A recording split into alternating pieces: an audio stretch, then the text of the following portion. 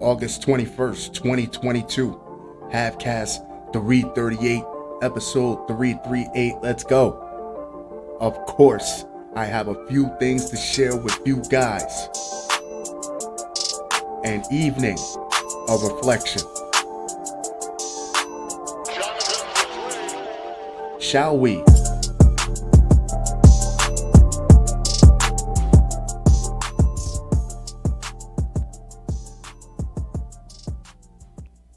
Entire police force in Alabama disbanded because officer who sent racist text could not be fired. What service can any police officer be if they're acting on bias or prejudice in the line of duty? You want to talk about pissing off your colleagues? They broke up a whole police department behind this. A small town in Alabama has disbanded its police force because it could not legally fire an officer who made a racist joke about slavery. City councilors in Vincent, a town with a population of 1,982, small town about 35 miles southeast of Birmingham, voted unanimously last Thursday to temporarily abolish its police department of 3 officers.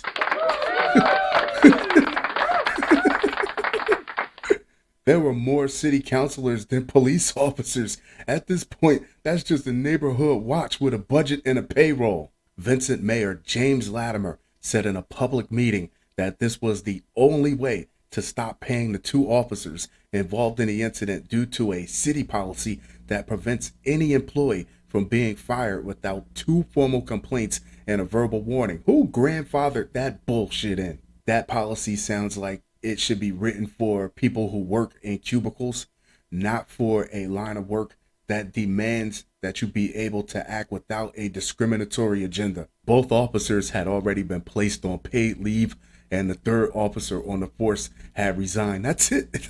That's it for the police force kaput, leaving the city without any active police officers, yet still paying 2 of their salaries. By abolishing the whole department, the city will technically be making the officers redundant rather than firing them. The decision will take effect this coming week, with the local county sheriff's department policing Vincent until a new force can be established. When your entire force is only 3 cops, it's not like you have to launch a huge campaign on police reform. The racist joke was told via text messages apparently sent between officers in June. "What do you call a pregnant slave?" said one officer before supplying the answer, "Buy one, get one free." That's definitely not a joke that someone leads with. That's a joke that someone tells around other people who are telling the same type of jokes. Screenshots of the messages soon spread on social media, and Police Chief James Shrigley's declaration earlier this month that appropriate disciplinary action had been taken without revealing the nature of that action or the name of the officer did not quell the controversy. With only 3 cops on the force, it was either you, or you. You don't need to tell his name. And with a small town like that, half the people already know who it is anyway. This has torn this community apart. Councilmember Corey Abrams said after the initial decision to try to fire the officers earlier this month, "It doesn't matter what color we are as long as we do right by people." According to AL.com, one black resident told other speakers at the public meeting last week, "You are not in our shoes, you're not black, and the joke was not on you, the joke was on us." Another black resident, Erica Kelly, told local broadcaster WBRC6, "I think it'll be a great change to bring in some police officers who are actually true on the oath they took to protect and serve everyone in the community." However, black retired welder Robert Franklin told AL.com that the city should find another way to get rid of the 2 officers instead of just disbanding the whole force. I love the irony of how that black joke got them blackballed, and the only place for them is with other people who openly share their ideologies. Next up, deputies shot after woman slips out of handcuffs while in a cop car and grabs the police's own AR-15 rifle. Oh, she sounds like a keeper.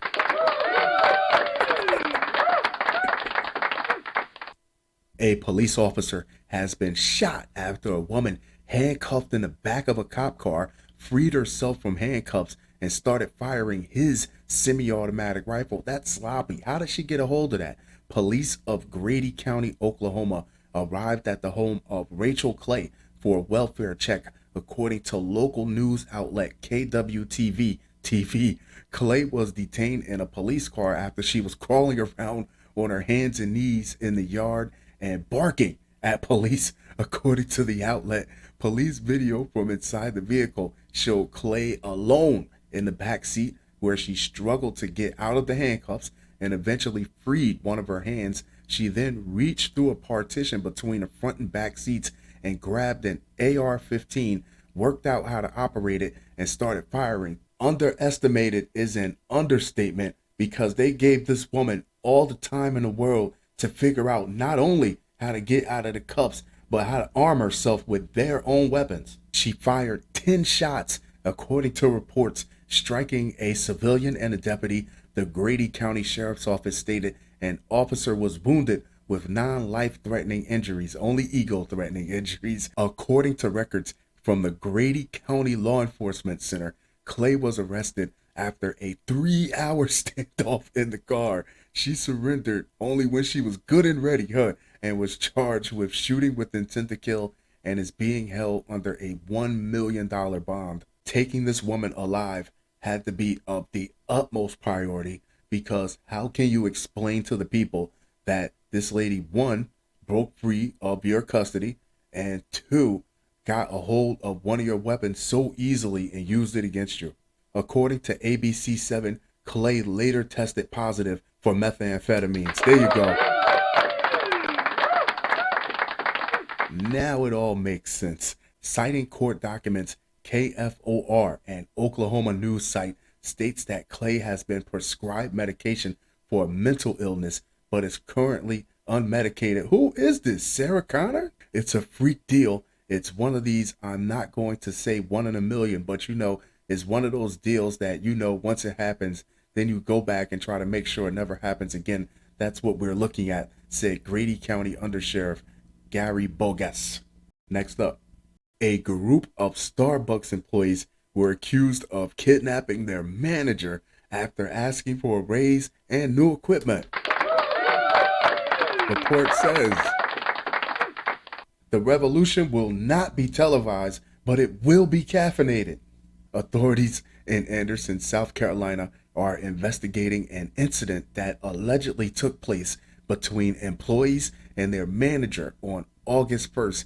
The alleged incident happened amid ongoing unionizing efforts by Starbucks employees who asked for a pay increase and new equipment, according to the Daily Beast. Employees at the Anderson location unanimously voted to join the union and the company, which had actively pushed back against union efforts. There are actually companies out there that will fire their workers if they even hear whispers of them trying to organize a union. So shout out to these employees for at least getting that conversation to the table. A Starbucks spokesperson told the Insider that authorities chose to investigate the incident as a kidnapping. Oh, dick move. The outlet said the initial confrontation between the employees and the manager, Melissa Morris, sparked after employees accused Starbucks of retaliating against them for unionizing. A Starbucks spokesperson told Insider that authorities chose to investigate the incident as a kidnapping. If you are a corporate entity and it's just not in your best interest to involve a union in your operations, then it is what it is. But kidnapping, really, that's a dick move. We were tired of how management was treating us, not listening to our complaints. Is this person familiar with how management anywhere works at all? Anil Tripathi, a 19-year-old, exactly, to be so green, a 19-year-old who led the union efforts, told the Daily Beast in response to growing union efforts. The outlet reported that Starbucks announced on May 3rd that its new benefits package would be available on August 1st, but employees at unionized stores would not be eligible. This is par for the course for companies to offer some sort of incentive to employees who are in the union to leave the union, and for employees who are considering joining the union to not join the union. The one thing, if nothing else, they should have known going in that Starbucks wasn't just going to roll over and give up union at all its locations. There was going to be some type of fight. There was going to be some type of pushback. More Perfect Union, a social welfare organization aimed at fostering worker visibility in the media, tweeted audio of the interaction on August 8th. In the audio, employees read Morris a letter requesting a pay raise and new equipment for the store. At the 6:28 mark, Morris can be heard asking the employees if she can leave the premises, to which they reply, yes. I'm no expert, but that does not sound like what we know to be kidnapping. On August 2nd, Starbucks Work United, a worker-led unionizing effort, shared a TikTok video of the alleged incident. In the video, Morris can be seen sitting at a table talking on the phone while a dozen employees stand nearby. She later leaves the table while still on the phone. How does one Starbucks location have quadruple the employees of a whole police department?